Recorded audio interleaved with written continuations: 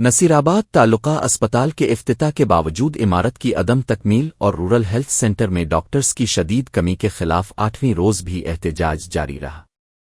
Reporter عاشق علی کلہوڑو کے مطابق PPHI حکام اور DHO کی مسلسل بے حسی کے باعث عوام میں شدید غم و غصہ پایا جاتا ہے۔